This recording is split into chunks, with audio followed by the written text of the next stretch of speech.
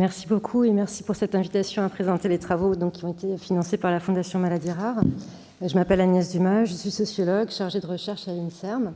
Et il manque un mot sur cette première diapositive, c'est la place des parents, parce qu'en fait, cette recherche, elle va parler de la place des parents au moment de la transition médicale et du passage à l'âge adulte des patients atteints de maladies rares. Alors, d'abord la transition, et puis très rapidement le contexte que vous connaissez déjà tous, c'est bien sûr l'émergence de cette problématique grâce aux progrès thérapeutiques qui ont été réalisés, qui permettent l'augmentation du nombre de jeunes arrivant à l'âge adulte dans les services de santé, mais aussi qui soulèvent de nouveaux enjeux de santé publique. Et est apparu ce terme de transition, qui d'ailleurs est apparu dans les mots-clés de PubMed, on va dire, il y a une quinzaine d'années. Finalement, la transition, elle a d'abord été définie dans les années 90 comme vraiment quelque chose d'assez complet, un processus actif et protéiforme, et donc qui a trait aux besoins médicaux, bien sûr, mais aussi psychosociaux, éducatifs et professionnels des adolescents, donc quand ils passent de la pédiatrie au secteur adulte. Et donc on voit déjà tout de suite dans cette définition l'ambition très large et le spectre global qu'essaye d'englober donc cette thématique. Et alors, qu'est-ce qui se passe? Donc, il y a beaucoup d'études qui ont été menées, qui ont été lancées depuis une vingtaine d'années. Beaucoup d'entre elles se sont intéressées d'abord à la place du patient, comment il fait pour transiter, quels sont les enjeux qui se posent, quel est son devenir. Les parents ont peut-être été un peu oubliés, on va dire, dans ce dynamisme de publication, alors que les recommandations médicales, elles s'accordent toutes pour dire qu'il faut préparer donc cette transition en impliquant vraiment précocement à la fois les adolescents et leurs parents. Alors, qu'est-ce qui se passe pour les parents au moment de la transition? Il faut imaginer qu'en pédiatrie, ce sont finalement des usagers du système de santé à part entière, puisqu'ils sont invités, et plus qu'invités, on leur demande même de plus en plus de participer, de rester, de même participer aux soins. Ce sont vraiment une évolution vers un rôle actif qui a eu lieu au cours de la dernière décennie. Et puis d'un coup, d'un seul, en fait, de la pédiatrie au secteur adulte, on passe de cette relation de soins triangulaire, où ils ont vraiment leur place à part, à une relation duel patient-soignant, puisque, comme ils n'ont plus l'autorité parentale, à 18 ans, normalement, ils ne sont plus censés participer, en tout cas, à la prise de décision, voire même assister aux consultations. Alors, donc, peu d'études, je vous le disais, et surtout peu de dispositifs dédiés dans ce départ et dans ce mouvement vers la construction d'interventions et d'actions pour aider au moment de la transition.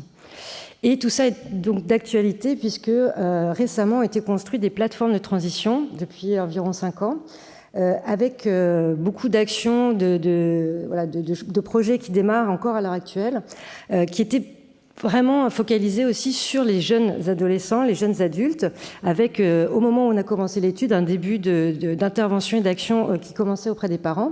Donc, quoi de mieux que de demander aux intéressés, c'est-à-dire aux parents, comment est-ce qu'ils voient les choses et comment est-ce qu'on peut développer des actions, des services qui peuvent les aider? Eh bien, en utilisant et en faisant appel aux sciences humaines et sociales. Donc l'objectif de l'étude que je vous présente aujourd'hui, c'était d'abord de comprendre le vécu de la transition du point de vue des parents. Et c'est pourquoi c'est vraiment important, parce que c'est là la place des sciences humaines et sociales. C'est-à-dire qu'on ne va pas juste demander quels sont vos besoins, quelles sont vos difficultés. On va repartir du vécu des personnes pour mieux comprendre pourquoi elles ont ces besoins, pourquoi elles ont ces difficultés aujourd'hui. Et ce qui nous permet donc d'avoir des recherches qui ont des solutions concrètes qui sont, on va dire, aux prises avec le vécu des personnes. Alors, donc, c'était une étude qualitative qui a concerné donc, une trentaine de parents qui étaient accueillis dans 2 plateformes de transition, donc 2 plateformes franciliennes, Advenir à Robert Debré et La Suite à Necker aux Enfants Malades. Et j'ai détaillé un petit peu le guide d'entretien justement pour insister sur cette question du besoin d'approfondissement et de contextualisation, de compréhension du vécu des personnes et aussi de leur trajectoire, de là d'où ils viennent, de tout ce qu'ils ont vécu pour mieux comprendre aujourd'hui pourquoi ils en sont là.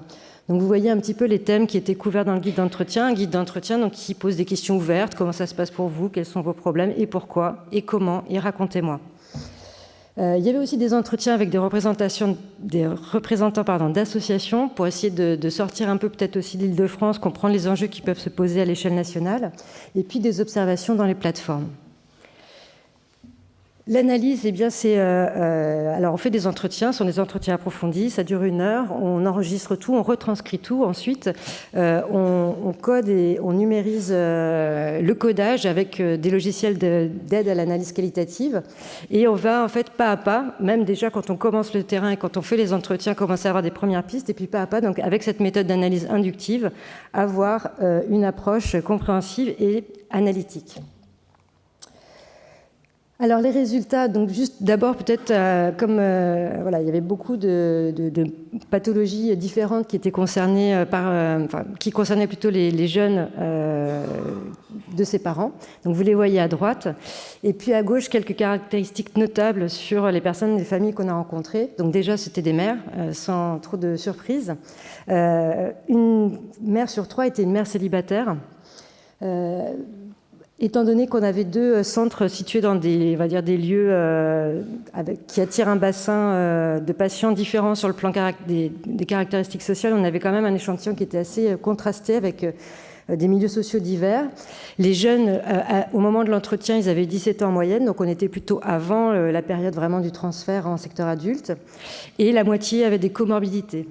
Et puis, donc avec presque une famille sur 3 qui avait plusieurs enfants malades. Donc ça, c'est quand même une particularité voilà, qu'on va retrouver pour les maladies rares.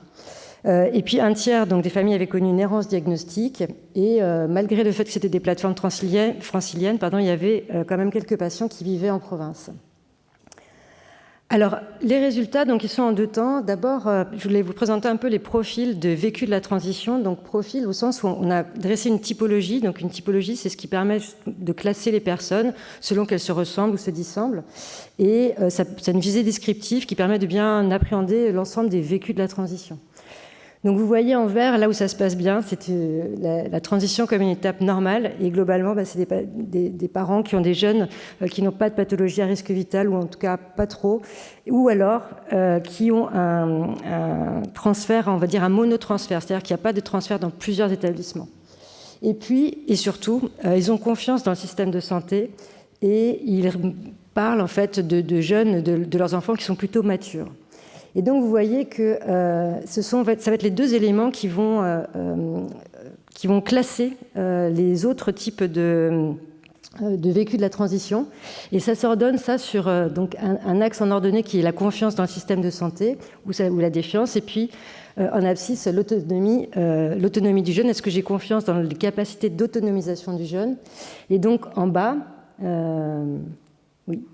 Ici, on va avoir, c'est tout vert. Ici, par contre, on va commencer à s'inquiéter parce qu'on n'a pas forcément confiance dans le système de santé. Déjà, il y a un état de santé plus fragile, des comorbidités, mais on a plutôt confiance dans le jeune. Et puis ici, en haut à gauche, là, on va être plutôt dans un vécu presque de la transition comme une source d'angoisse, avec des personnes, des jeunes qui ont été diagnostiqués plus récemment, un enjeu de l'observance, et puis surtout des jeunes qui sont décrits comme immatures. Donc ça, c'est ce qu'on retrouve aussi dans la littérature.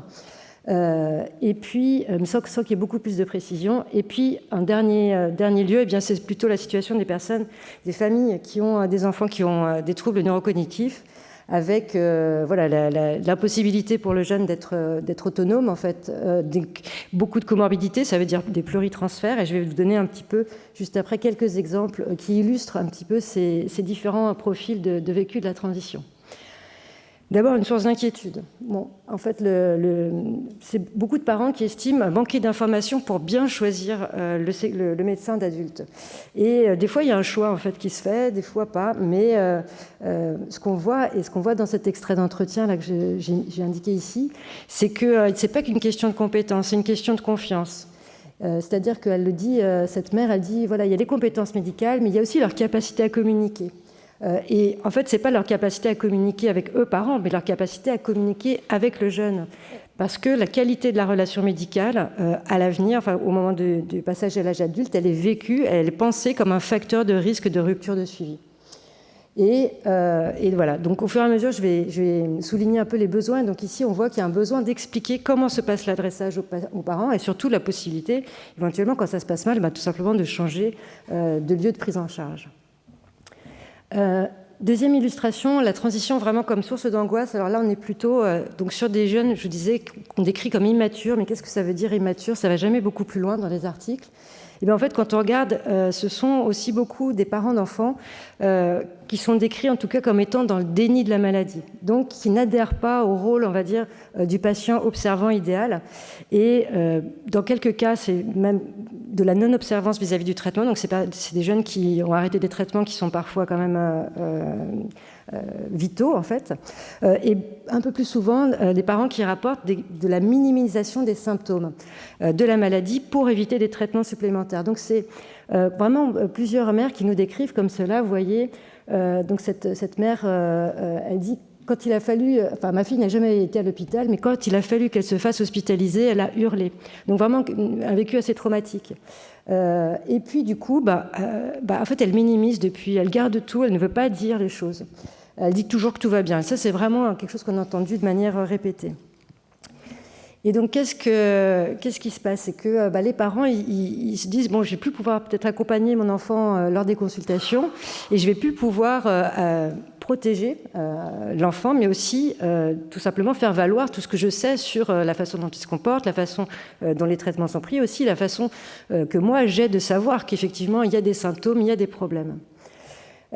Et on voit ici donc le besoin peut-être d'une guidance parentale particulière sur la problématique de la non-observance. La transition enfin en forme d'épreuve, je vous disais, c'est la situation particulière des parents d'enfants qui ont des troubles cognitifs. Et on le voit ici donc avec cette mère d'un garçon qui a 8 services en fait qui vont devoir être investis au moment de la transition, puisqu'il a vous voyez, en cardiologie, en ORL, stomato-digestif. Donc voilà, il y a des services, en fait, elle dit, à 16 ans et 3 mois, on vous dit d'aller voir ailleurs, on ne vous donne pas les coordonnées, c'est du jour au lendemain comme ça. D'autres, ce n'est pas forcément le cas.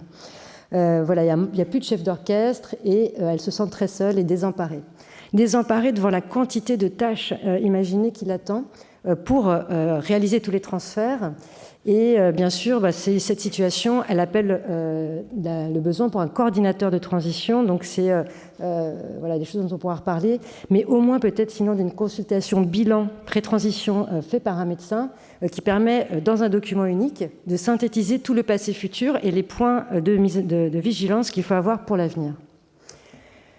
Alors, deuxième partie des résultats, c'est sur les dissonances de la transition. Donc maintenant qu'on a vu un peu les profils, on peut regarder d'un petit peu plus près qu'est-ce qui se passe, quelles sont les difficultés qui sont ressenties.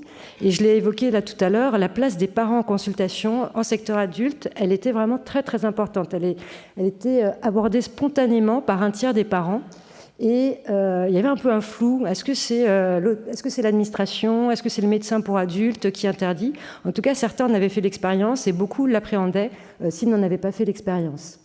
Vous voyez ici le témoignage de cette mère qui dit est-ce que quand il aura 18-19 ans, il faudra qu'il soit tout seul ou est-ce que les parents peuvent encore l'accompagner?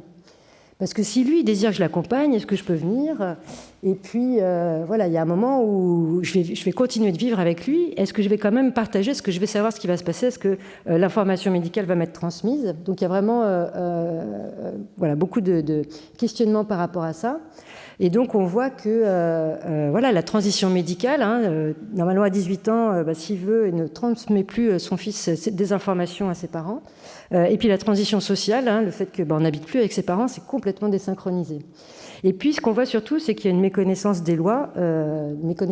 Donc à la fois du fait qu'effectivement, à 18 ans, il y a une destitution de l'autorité parentale en matière de prise en charge, mais aussi une méconnaissance du statut de tiers aidant qui fait que même si on a 18 ans, si on veut, on peut être accompagné par quelqu'un en consultation.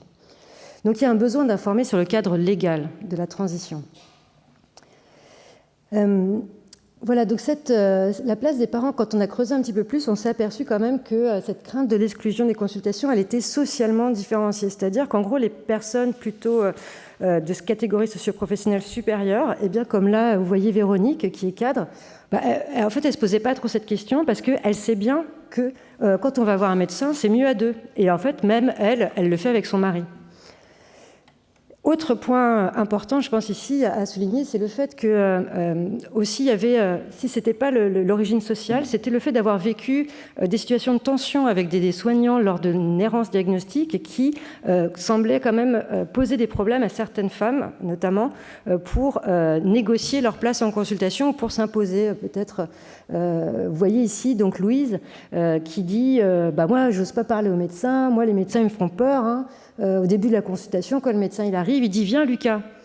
Donc moi je ne vais pas voir en fait parce que je ne vais pas aller parler au docteur. Et puis quand on écoute l'histoire de Louise depuis le départ, on comprend qu'elle a passé près de 2 ans à dire que son fils avait un problème, on l'a dit qu'elle s'inquiétait trop, que c'était une mère poule, etc. Puis en fait finalement c'est une mucoviscidose qui a été diagnostiquée. Voilà, donc il y a un besoin d'incapacité, c'est pas très joli comme terme, mais besoin de donner les capacités aux parents les plus démunis, parce que leur origine sociale fait que, ou parce que le parcours de soins a fait que, donc les incapacités à l'aide d'outils adaptés.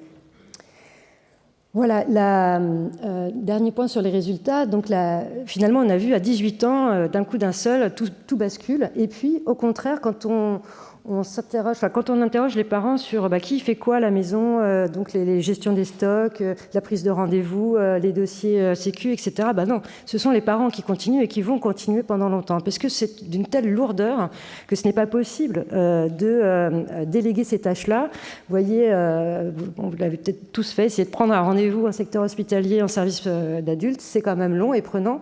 Certains parlent de job à temps plein quand il y a des comorbidités. Et c'était un possible facteur de rupture de suivi. Donc là aussi, quelque chose qui peut inquiéter. Et puis, il y a de toute façon la volonté de protéger la santé de l'enfant, parce qu'il y a quand même un tiers des parents qui nous parlent vraiment d'une fatigue très importante chez les jeunes. Donc, on préserve la santé de l'enfant en prenant en charge la charge mentale que représentent toutes ces démarches administratives. Et puis, on laisse un jeune aussi vivre son adolescence. Voilà, donc c'est un travail de normalisation de la maladie au long cours qui fait vraiment, qui est vraiment très opposé à ce passage de la transition médicale à 18 ans.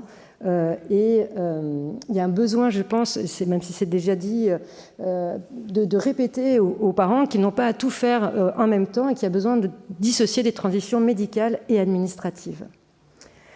Alors, je vois que j'ai bientôt dépassé mon temps, donc je vais aller très vite sur la discussion, simplement pour dire que, comme d'autres études, on voit que la transition, c'est vraiment un enjeu pour les parents, plus que pour les jeunes d'ailleurs. Mais c'est aussi, donc, pour certains, la perte d'un rôle social, c'est la fin quand même d'une place. Certains quittent des associations, certains, et surtout certaines qui se sont arrêtées de travailler, qui ont des ruptures conjugales, qui ont donné beaucoup de leur temps et de leur investissement dans leurs enfants, eh bien, c'est vraiment une transition qui peut peut-être être comparée à une rupture biographique. Voilà, l'appréhension de l'exclusion des consultations, je vous l'ai dit, elle est socialement construite, donc ça c'est assez fréquent. Et puis l'errance diagnostique, ça fait ressortir la singularité des maladies rares. Voilà, l'étude, elle montre aussi le conflit vraiment qui est presque un dilemme moral finalement pour les parents, entre prendre soin, autonomiser. Des fois, on est dans une situation quand même assez difficile, hein, parce que autonomiser, ça veut dire peut-être prendre un risque pour la santé, voire la vie de son enfant. Et puis, voilà, je vous l'ai dit, c'est des temporalités qui sont complètement dissociées entre les temporalités sociales du passage à l'âge adulte. À 23 ans, on décohabite. À 27 ans, on a un emploi stable. Et puis, à 18 ans, on est censé être acteur de sa prise en charge. Voilà, dernière diapo pour montrer les perspectives. Donc, répondre aux besoins en gris, c'est tous les besoins que j'ai déjà soulignés. En bleu, c'est ceux que j'ai pas eu le temps de dire, mais en fait, il y a vraiment une demande d'information pour les parents sur les aides sociales et l'insertion professionnelle pour préparer l'âge adulte. Voilà, certains besoins sont déjà couverts dans les services, dans les plateformes de transition, mais il y a des difficultés d'accès à l'information liées à la littératie en santé, voilà, le temps, la distance, l'épuisement. Et il y a besoin donc d'encapacité, de donner les capacités aux parents les plus démunis à l'aide d'outils adaptés. Donc, outils adaptés, c'est passage aussi par la vidéo, parce que c'est vrai que le texte, c'est pas toujours si simple. Donc là, c'est en construction avec le groupe interfilière transition, piloté par la filière Neurosphinx, et on travaille dessus. En conclusion, les limites, vous les voyez à l'écran, et l'apport des SHS, j'espère que je vous l'ai un peu montré.